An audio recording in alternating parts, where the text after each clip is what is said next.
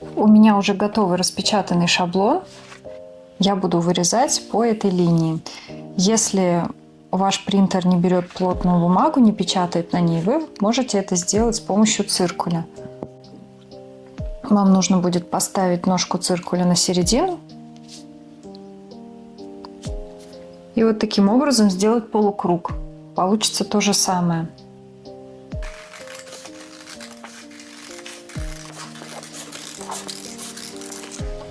Далее я вырезаю веточки.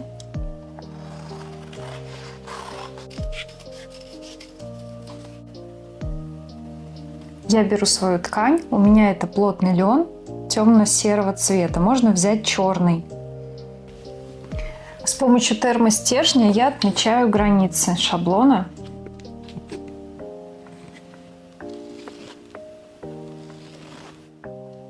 После того, как вы перевели шаблон на ткань, вам нужно разметить вот эту линию, найти среднюю часть.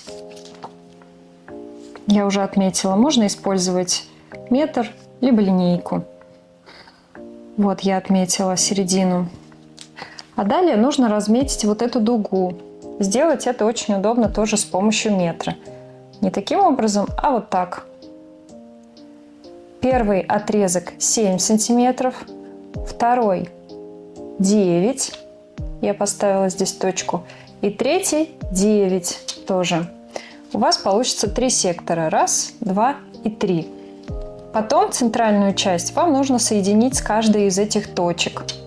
Вы можете сделать, поставив это точки, либо небольшую линию, не слишком яркую, чтобы потом ее легко было смыть водой. Либо, если это термостержень, то с помощью утюга, чтобы она ушла. Я их буду располагать вот так. Примерно сантиметр от края.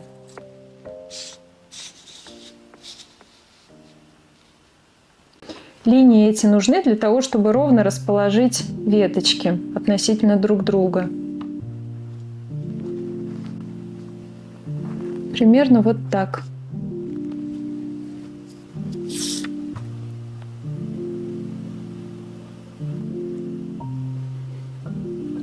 Можно положить ладонь, чтобы наклейка лучше приклеилась. Для вышивки я буду использовать пяльцы 20 сантиметров диаметром, чтобы захватить сразу 3 веточки, чтобы не делать дополнительных заломов от колец. Нитки. Я рекомендую использовать оттенки оранжевого цвета, охристого, либо красные или черные. Сегодня я буду вышивать вот таким оттенком. Для начала сделаю закрепку. Начинаю сверху, делаю несколько микростежков. 1,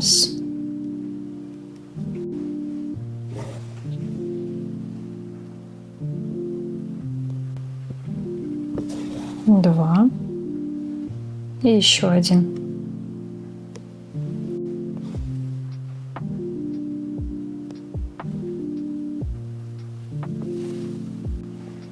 Затем начинаю вышивать. Все веточки вышиваются очень простым базовым стежком, который называется петля с прикрепом.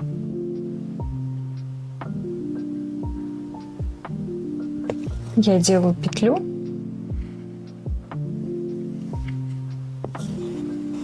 и фиксирую ее маленьким стежком коротким.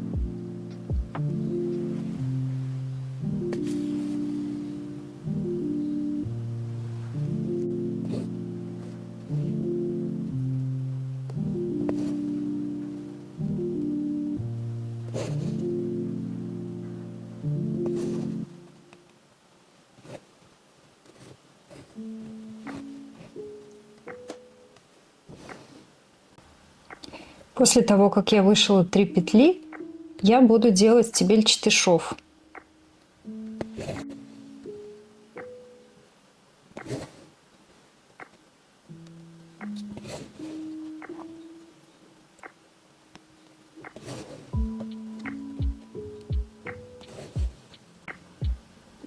Каждый раз я делаю прокол верхний стежок, в середину. Каждый раз я делаю прокол под стежком, который находится выше, примерно в середину. Теперь дальше я буду комбинировать петлю с прикрепом и стебельчатый шов.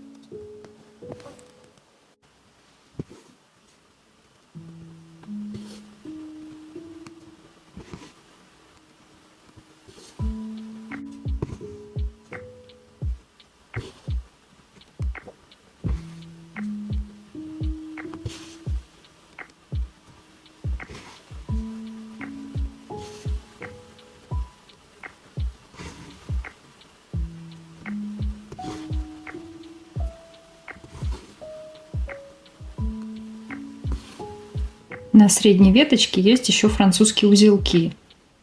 На каждой веточке по 3 штуки. Я делаю 2 оборота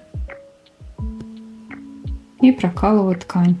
При этом рабочую нить я держу второй рукой, придерживаю до тех пор, пока игла не пройдет через ткань. Раз. Еще раз. Раз, 2 оборота. Прокалываю, придерживаю нить и пропускаю иглу через ткань. И еще один.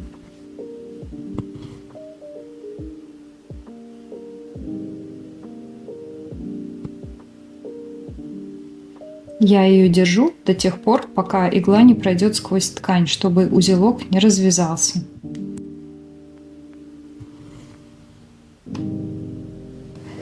Когда вышивка будет окончена, нужно будет смыть флизелин любым удобным для вас способом. Это можно сделать под краном, теплой водой. Точно так же можно взять ведро и замочить на некоторое время, буквально на 10 минут.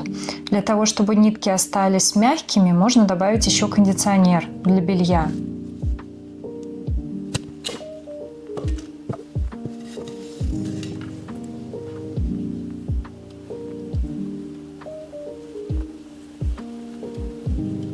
После того, как вы смоете флизелин, сильно не сжимайте и не скручивайте ткань, для того, чтобы не было заломов, которые будет сложно потом убрать. До конца лен не высушивайте, чтобы потом вам было легче его прогладить. Оставьте его влажным. Вот я еще немножко подожду, когда он подсохнет, и проглажу его с обратной стороны. Перед тем, как вы будете проглаживать эту деталь, обязательно обметайте край контрастными нитками, для того, чтобы не потерять контур, если вы использовали термостержень. Гладила я эту деталь с помощью пара с обратной стороны. Сюда еще подкладывала полотенце, для того, чтобы вышивка осталась объемной. Я прикладываю шаблон, вижу, что размер немножко изменился, лен сел. Я сделаю еще одну разметку поверх. Пытаюсь состыковать все края, все линии. И еще раз провожу. По этой линии я уже буду отрезать деталь.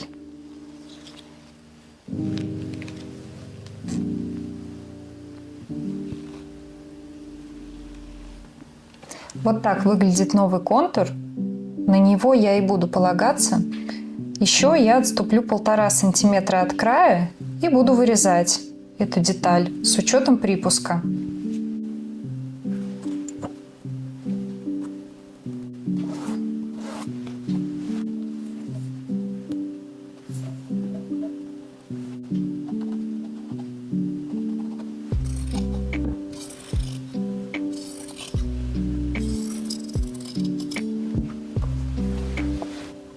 Разметку эту можно снять. Детали я буду дублировать флизелином. У меня клеевой флизелин плотностью 60 грамм.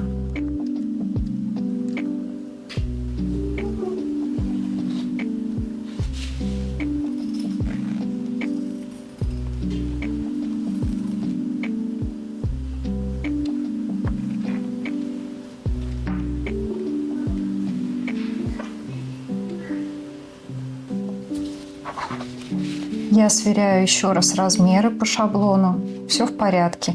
Клеевой флизелин должен быть точно такого же размера, как шаблон. Теперь я буду делать надсечки по дуге, вот здесь, ножницами по льну. Я не дохожу до клеевого флизелина примерно 2-3 миллиметра.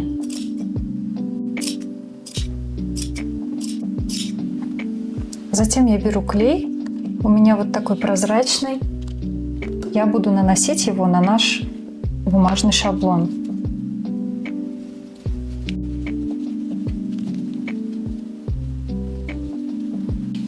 Делать это желательно быстро, чтобы клей не успел засохнуть.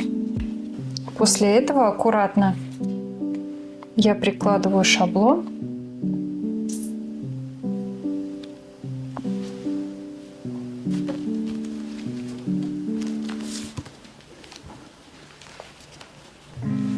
У нас получается вот такая деталь. Бумага очень хорошо клеится к флизелину, не повреждая при этом лен, не оставляя пятен на льне. Поэтому я рекомендую продублировать лен клеевым материалом. После того, как вы приклеите шаблон, нужно приклеить к шаблону вот эти края. Клей можно использовать любой. Если вы боитесь использовать момент кристалл, можно использовать просто обычный канцелярский карандаш, клей-карандаш, чтобы не оставить следов. Но если даже вы оставите след, то его я советую убрать с помощью жидкости для снятия лака. Иногда так бывает, что клей капает. Уголок этот можно срезать и приклеить эту сторону точно так же.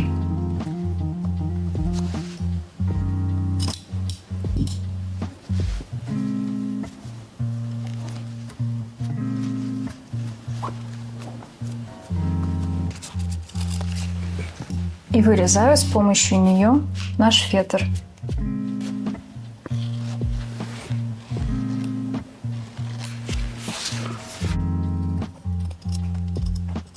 Теперь точно так же можно приклеить эту деталь к основной.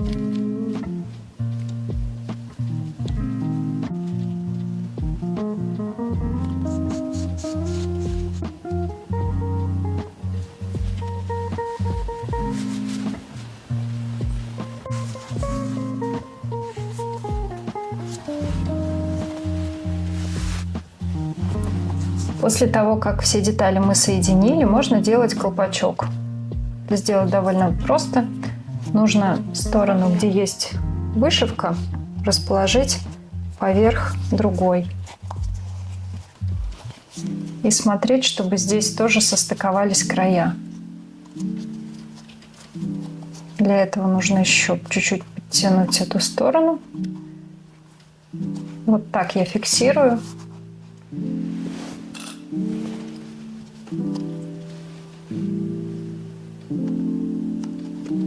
Теперь я отмечаю, где заканчивается деталь.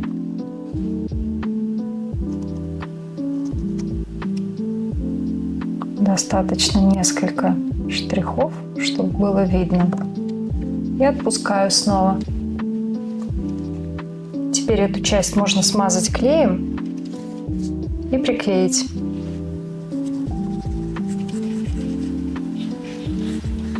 И еще раз аккуратно совмещаем.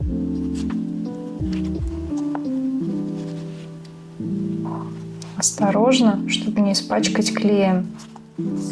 Я уже говорила, что если вы используете момент кристалл, работать нужно очень аккуратно.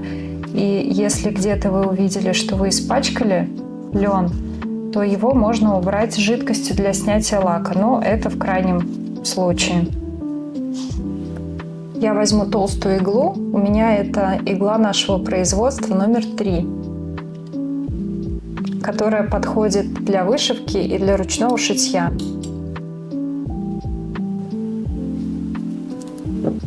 Иглу с изнаночной стороны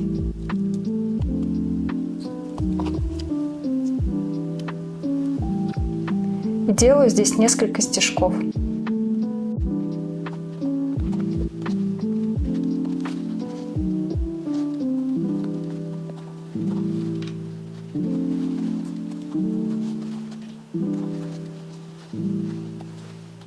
Потом прячу ее под фетром и обрезаю. Когда делают бумажные колпачки, обычно здесь ставят скобу. На тканевой можно тоже сделать скобу, либо прошить ниткой. Теперь пришло время для нижней части колпачка. Для этого вам понадобится отрез этой же ткани 50 на 9 сантиметров и эластичная резинка 33 сантиметра длиной. Для начала нужно сложить короткие стороны этого отреза и прошить на машинке здесь 1 сантиметр от края. После того, как я прошила, я разглаживаю этот шов. Затем нужно разложить вот таким образом наш круг изнаночной стороной вверх, чтобы лицевая оказалась внутри. Эту сторону сложить вот так и сколоть булавкой. Затем положить ее вот сюда.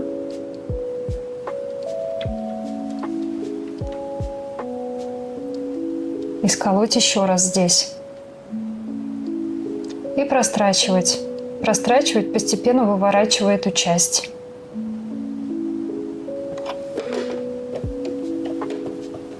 Внимательно смотрите, чтобы внутренняя часть, которую мы завернули, закололи булавкой, не попала под иглу.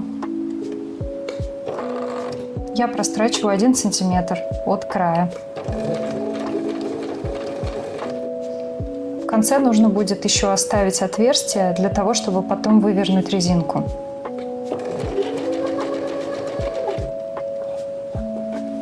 Постепенно я ее вытягиваю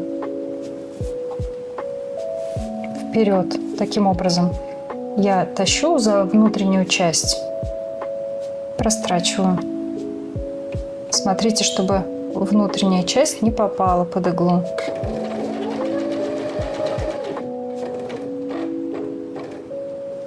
И еще раз я ее подтягиваю вперед, тем самым выворачивая.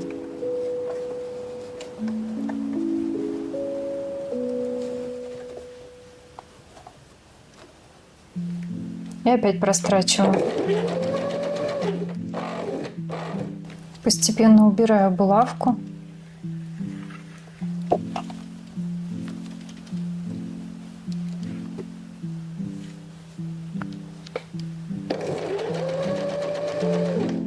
Я оставляю здесь отверстие для того, чтобы потом можно было вывернуть резинку.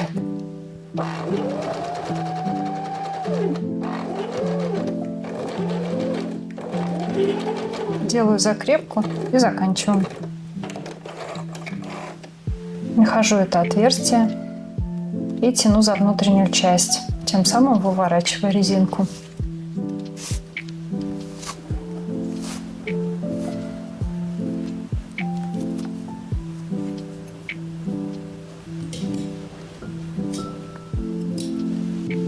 Теперь я беру бельевую резинку,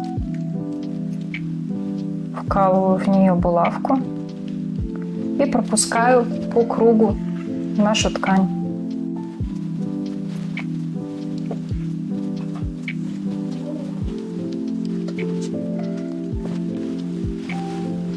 Делаю здесь узелок.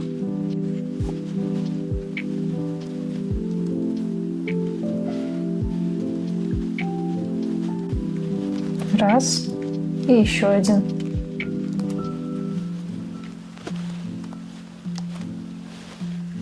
Прячу вовнутрь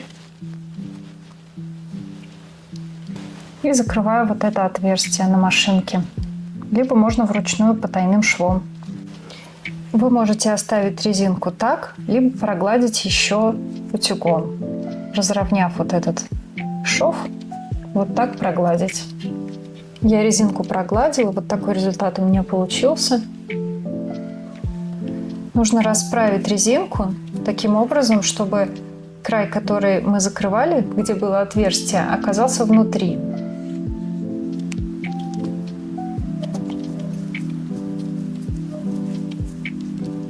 Чтобы у этого края оказалась белевая резинка. Перед тем, как пришить резинку, я хочу пришить еще ленточки. Сюда можно пришить резиночку, либо завязки. У меня бархатные черные завязки 55 сантиметров каждая. Я нахожу нашу заднюю часть, наш шов, и отступаю от него по 9 сантиметров в одну сторону и в другую. Я использую вот такие зажимы и пришиваю нитками в тон. Этот колпачок тяжелее, чем обычный бумажный, поэтому я рекомендую его фиксировать на волосах еще с помощью невидимок, потому что завязок может быть недостаточно.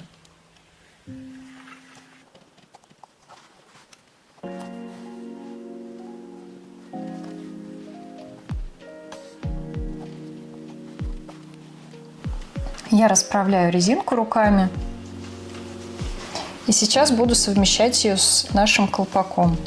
Я нахожу вот эту заднюю часть, шов, и точно так же на резинке ищу. Вот он. И совмещаю их. Одеваю. Вот так.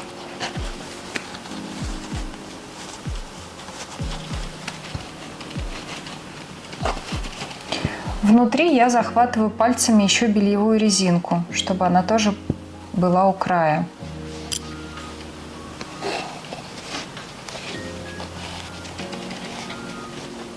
Расправляю, смотрю, чтобы везде было равномерно. И теперь буду делать закрепки с помощью нитки в тонко льну. Каждые 2–2,5 сантиметра. Продеваю иглу, вставляю кончик, делаю закрепку на ткани и пришиваю.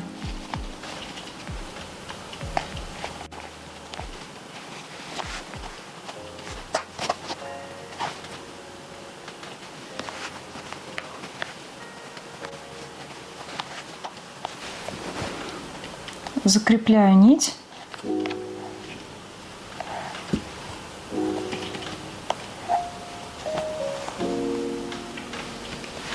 И вывожу нитку в ткань. Прячу туда кончик. Все лишнее обрезаю. Такие закрепки я делаю по всей окружности. Каждые примерно 2 сантиметра. После того, как я все прошила, я убираю лишние нитки. Еще раз расправляю.